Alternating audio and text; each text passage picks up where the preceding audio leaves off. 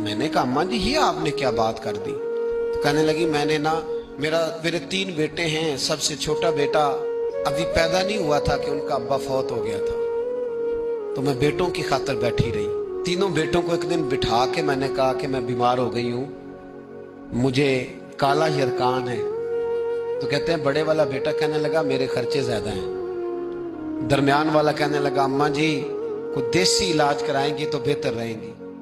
तो मैंने सबसे छोटे वाले से प्यार ज्यादा किया था, मैंने उसकी तरफ तवज्जो की। मैंने कहा तेरा क्या ख्याल है? कहने लगा अम्मा मुझे पता है आपकी तवज्जो मेरी तरफ है, मैं पैसे तो ज्यादा कमाता हूं लेकिन आपको पता नहीं कि मेरी मजबूरियां कितनी हैं। अम्मा कहती है मैं उठ के आ गई, मैंने खुद उन्हें बिठाया था, बात की थी, फिर किसी ने उन्हें समझाया तो वो तीनों माफी मांगने आए। 1 दफा नहीं 100 दफा आए हैं, मैंने माफ भी कर दिया है, दवाई भी लेके देते हैं, अच्छा इलाज कराया है, मैं ठीक भी हो गई हूँ।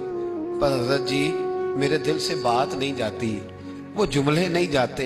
वो तीनों बेटों ने जो मुश्तरका मुझे कहा, मैंने तो जवानी भी इन्हें दे दी, मैंने तो अपनी जिंदगी सारी इनके नाम कर दी। मुझे कोई वजीफा बताओ मैं मरने से पहले इन्हें माफ कर दूं। वो जो किसी एक ने कहा था ना खर्चे ज्यादा हैं, और जो दूसरे ने कहा था अम्मा मेरी मजबूरियां बड़ी हैं, तो मेरे दिल से बात नहीं जाती। मैं कैसे भुलाऊं?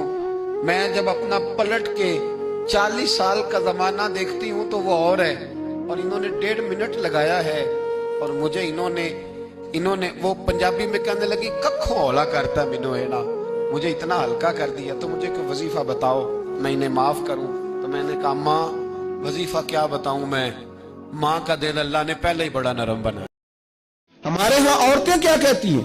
वो कहती है मैंने फलाने मौलाना साहब से सुना है औरत पर जरूरी नहीं सास को रोटी पका के दे, औरत पर जरूरी नहीं ससुर की खिदमत करे, कहां लिखा है बताएं। तो मैंने कहा चलो जो लिखा है उस पर ही अमल कर लो। ये लिखा है दीन में कि हुजूर ने फरमाया सिवाय खुदा के किसी को सजदा जायज होता तो मैं औरत को कहता खामद को कर।